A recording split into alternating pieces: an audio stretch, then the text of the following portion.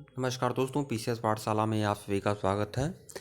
परीक्षा मंथन UP PCS prelims की 1000 एमसीक्यू की सीरीज चल रही है और अब यह जो भी प्रश्न दिया जा रहा है यह आपका इतिहास का प्रश्न दिया जा रहा है।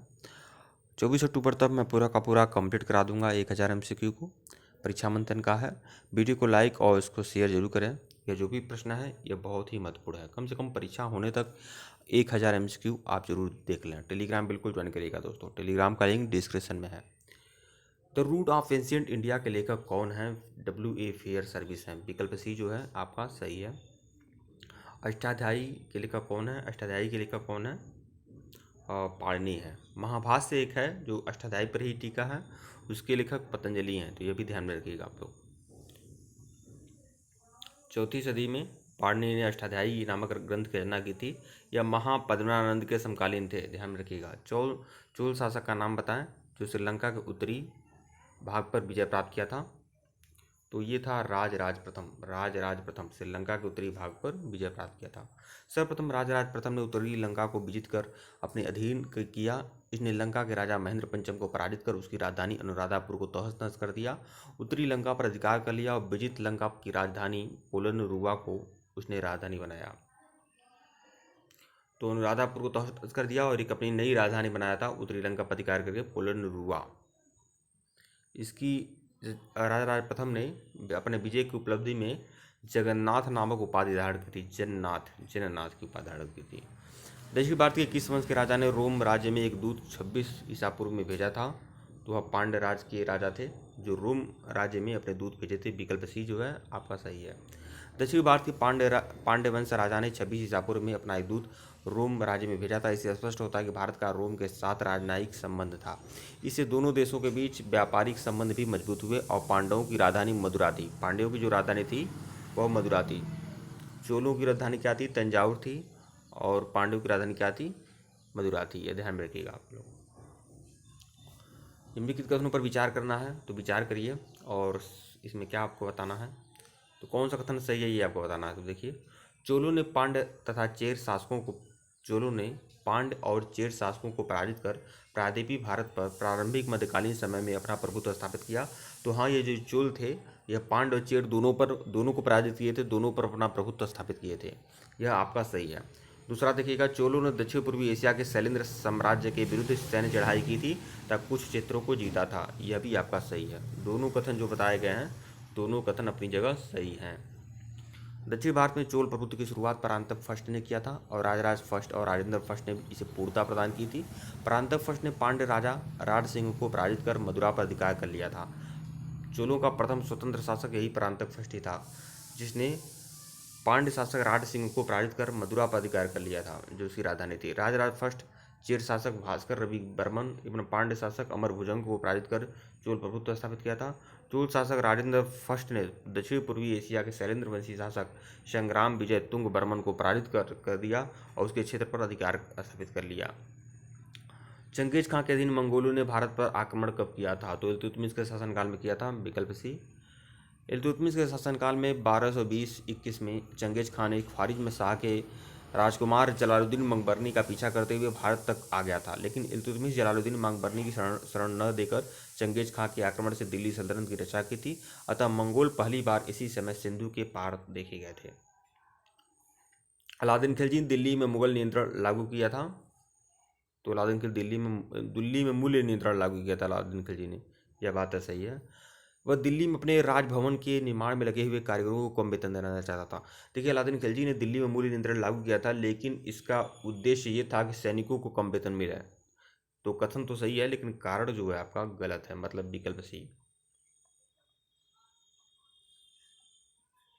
कथन सही है लेकिन कारण गलत है आपका। अगले प्रश्न पे आइएगा, इसकी व्याख्या देख लीजिए।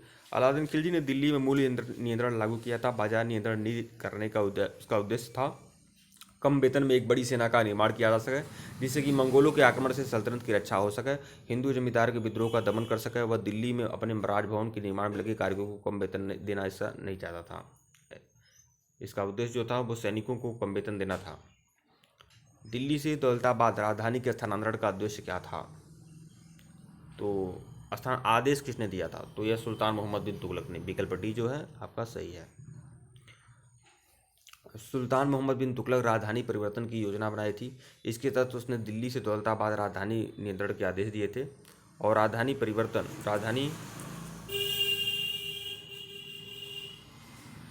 तो देखिए, राजधानी परिवर्तन का उद्देश्य दक्षिण भारत में मुसलमानों की जनसंख्या में वृद्धि करना था, जिससे दक्षिण भारत में मूल्य नियंत्रण लागू हो सके, दक्षिण भारत में नियंत्रण स्थापित किया जा सके। लेकिन यह योजना जो थी यह असफल रही। दिल्ली का जो सुल्तान भारत में नहरों के सबसे बड़े जाल के निर्माण के लिए प्रसिद्ध था, तो वह फिरोज शाह तुगलक था। तो देखिए, नहरों का निर्माण शुरू करवाया था गयासुद्दीन तुगलक ने, लेकिन जाल जो बिछवा दिया था बहुत ज़्यादा, मतलब बहुत ज़्यादा नहरों का निर्माण कराया था, वह फिरोज शाह तुगलक ने कराया था। दिल्ली का प्रथम सुल्तान फिरोज शाह तुगलक भारत में सबसे बड़े नहरों के निर्माण के जाल का निर्माण करने के लिए प्रसिद्ध था। फिरोज शाह तुगलक ने गंगा, यमुना, सतलज, घग्गर, काली सिंध नदी से अनेक नहरों का निर्माण कराया था। ये नहर दिल्ली और हरियाणा के मध्य केंद्रित थी और नहरों का निर्माण कराया और उस सिंचाई के लिए करवाया था। तो उसने एक कर भी चलाया था, हा के सर्वे एक कर भी चलाया था, जो उपज का 1/10 होता था। तो यह ध्यान रखिएगा, उपज का 1/10 होता था। चित्तौड़ का कीर्ति स्तंभ निर्माण कराया था, तो राणा कुंभा ने कराया था। विकल्प ये जो है आपका सही है। अगले प्रश्न पे आइएगा, इसकी व्याख्या देख लीजिए। चित्तौड़ का कीर्ति स्तंभ राणा कुंभा के शासनकाल में निर्मित हुआ था। इस कीर्ति स्तंभ को राणा कुंभा की उपलब्धियों का स्मारक माना जाता है। इस स्तंभ का निर्माण राणा कुंभा ने महमूद खिलजी, देखिए इन्होंने जो किया था, राणा कुंभा ने विजय स्तंभ का निर्माण, यह किसकी विजय में किया था? महमूद खिलजी पर विजय की स्मृति में किया था। महमूद खिलजी की विजय की स्मृति में इन्होंने निर्माण कराया था। तो ध्यान रखिएगा आप लोग। और राणा कुंभा जो था एक महान संगीतकार, बीणा वादक था। बीणा वादक तो आपका यह समुद्रगुप्त भी था, औरंगजेब भी था। तो यह चीज़ ध्यान में रखिएगा। इनमें से किस सुल्तान ने कुतुब मीनार की 5वीं मंजिल का निर्माण कराया था? कुतुब मीनार की 5वीं मंजिल का निर्माण फिरोज शाह तुगलक ने कराया था। विकल्प सी जो है आपका सही है।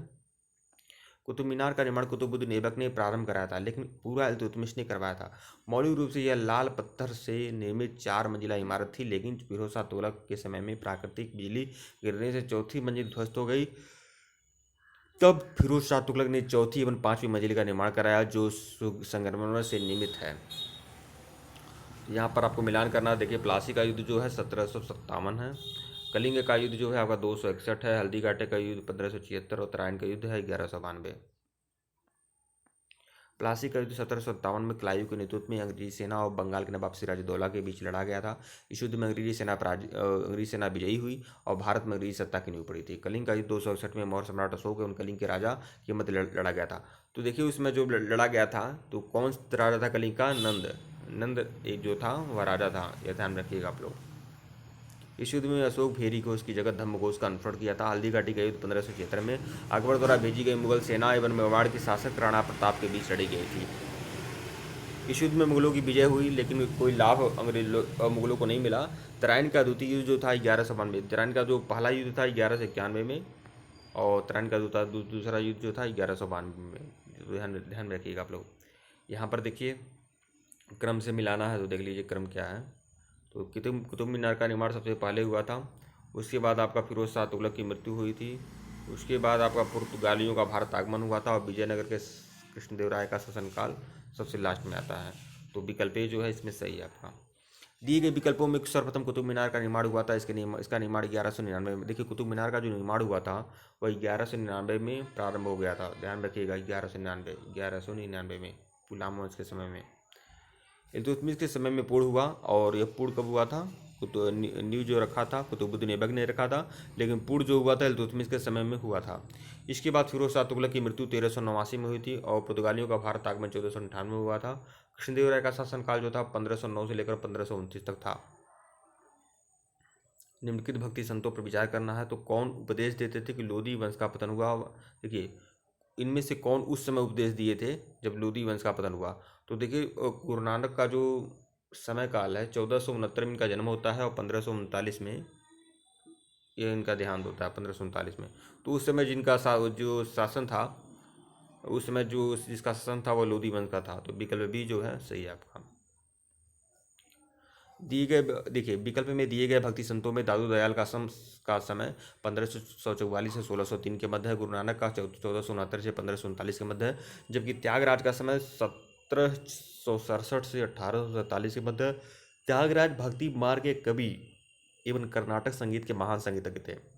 देखिए यह भक्ति मार्ग थे और कर्नाटक के महान संगीतज्ञ थे, ध्यान में रखिएगा त्यागराज। चूंकि लोधी वंश का पतन 1526 ईस्वी में हुआ था, जब बाबर ने पानीपत के प्रथम युद्ध में इब्राहिम लोधी को पराजित किया था, तो लोधी वंश का पतन अंत हो गया था और मुगल वंश की स्थापना हुई थी। उस समय गुरु नानक उपदेश देते थे। राणा सांगा ने निम्नलिखित युद्धों में से किसमें बाबर के विरुद्ध लड़ाई की थी? तो राणा सांगा ने निम्नलिखित में से किस युद्ध में बाबर के विरुद्ध लड़ाई की थी? तो आप जानते हैं खानवा का युद्ध था, जो था 1527 में हुआ था। विकल्प भी। मेवाड़ के शासक राणा सांगा ने 1527 में बाबर के विरुद्ध खानवा की लड़ाई लड़ी थी। इस युद्ध में राणा सांगा पराजित हुए थे। इस युद्ध में इब्राहिम लोधी का चचेरा भाई महमूद लोधी, देखिए यहाँ पर आप लोग को ध्यान पे देना चाहिए। यहाँ पर जो इब्राहिम लोधी का चचेरा भाई था महमूद लोधी, वह राणा सांगा की तरफ से लड़ा था। बाबर ने इस युद्ध में जिहाद का नारा दिया था। इस युद्ध में विजय के बाद बाबर ने गांजी की उपाधि धारण की थी और मुसलमानों से तमगा नामक कर समाप्त किया था। यह प्रश्न पूछ सकता है कि तमगा नामक कर बाबर ने किस युद्ध में समाप्त किया था? तो खानवा के युद्ध में, ध्यान रखिएगा आप लोग। महाभारत का फारसी अनुवाद किसने किया था? महाभारत का फारसी अनुवाद क्या है? तो रजमनामा है, विकल्प बी। अनवर सुहेली जो है आपका, यह आपका पंचतंत्र का अनुवाद है। महाभारत के फारसी अनुवाद का शीर्षक रजमनामा है। महाभारत का अनुवाद अकबर के समय में नकीब खां बुदायनी, अबुल फजल फैजी आदि विद्वानों ने सम्मिलित रूप से किया था। ये आप लोग को देखिए कौन सा सत्य नहीं ये बताना है। इसमें 33 वर्ग थे, ये आपका सही है। इसमें मशरूत और सशर्त पद प्राप्त होते थे। मनसबदारी के विषय में बताना है, तो यह 33 वर्ग थे, सही था। इसमें मशरूत और सशस्त्र पद प्राप्त होते थे, यह भी सही है। समस्त कार्यकारिणी एवं सैन्य अधिकारियों को मनसब प्रदान किया जाता था, यह भी सही है। लेकिन इसमें यही सही नहीं है कि इनका सवार पद जात पद से अधिक था। देखिए जात जो था प्रतिष्ठा का द्योतक था, तो जात पद जो था वो हमेशा रहेगा सवार पद से अधिक, जबकि यह लिख रहा है कि सवार पद जात पद से अधिक था, तो यह आपका गलत है। तो कौन सही नहीं है? तो विकल्प सी जो है आपका सही नहीं है, बाकी सब सही है। मनसबदारी व्यवस्था के अंतर्गत व्यवहार में 33 प्रकार के मनसब प्रचलित थे। मनसबदारों को मशरूत अथवा सशस्त्र पद प्राप्त होते थे। मनसबदारों की 3 श्रेणियाँ होती थी। प्रथम श्रेणी के मनसबदारों की जात एवं सवार रैंक जात रैंक से बराबर होती थी। द्वितीय श्रेणी के मनसबदारों का सवार रैंक जात रैंक से अधिक होता था। तृतीय श्रेणी के मनसबदारों का सवार रैंक जात रैंक से आधे से कम होता था। समस्त कार्यकारिणी एवं सैन्य अधिकारियों का मनसब प्रदान किया जाता था। चित्रकला की मुगल शैली का प्रारंभ कब हुआ था? तो हुमायूं के समय में हुआ था। देखिए क्या है कि चार बाग बनाने की परंपरा का विकास कब हुआ था? यह भी प्रश्न आता है बार बार, अब लोग भूल जाते हैं, लोग जहांगीर कर देते हैं। देखिए चार बाग बनाने की परंपरा का जो विकास हुआ था वह अकबर के समय में हुआ था। और चित्रकला की मुगल शैली का प्रारंभ कब हुआ था? तो हुमायूं के समय में हुआ था। तो यह चीज़ ध्यान में रखिएगा आप लोग। चित्रकला की मुगल शैली का प्रारंभ हुमायूं ने किया था। हुमायूं अपने ईरानी प्रवास के दौरान वहाँ के 2 चित्रकारों, देखिए ईरानी प्रवास, जब ईरान भाग गया था हुमायूं, तो वहाँ पर 2 चित्रकारों ख्वाजा अबू समद और मीर सैयद अली, ख्वाजा अबू समद और मीर सैयद अली, ख्वाजा अबू समद और मीर सैयद अली के संपर्क में आया और इन्हें अपने साथ काबुल ले आया। इनकी काबुल की चित्रशाला में स्थानीय चित्रकार दोस्त मोहम्मद का नाम भी है। जब यह दोबारा हिंदुस्तान का बादशाह बना तो इन चित्रकारों को अपने साथ भारत ले आया और उन्हीं के द्वारा मुगल चित्रकला को रूप एवं तत्व प्रदान किए गए थे। तो जहांगीर के समय में प्रसिद्ध चित्रकार कौन थे? ख्वाजा अबू समद और मीर सैयद अली, और एक दोस्त मोहम्मद भी था। जैसे अकबर के दरबार के जो प्रसिद्ध चित्रकार थे दसवंत और बसावन, वैसे ही हुमायूं के चित्रकार ये थे अबू समद और मीर सैयद अली और दोस्त मोहम्मद। ठीक है दोस्तों, वीडियो को लाइक और चैनल को सब्सक्राइब करिएगा। टेलीग्राम को बिल्कुल ज्वाइन करिएगा, टेलीग्राम का लिंक डिस्क्रिप्शन में है। इसी तरह से आपको वीडियो मिलते रहेंगे। वीडियो को शेयर जरूर करें दोस्तों। धन्यवाद आप लोग को। जैसे ही पूरा का पूरा इतिहास का टॉपिक कंप्लीट हो जाएगा, मैं सबको जोड़कर एक मैराथन वीडियो आप लोग को उपलब्ध करा दूंगा, ताकि आप एक बैठे इतिहास के सारे प्रश्न देख लें। धन्यवाद आप लोग को।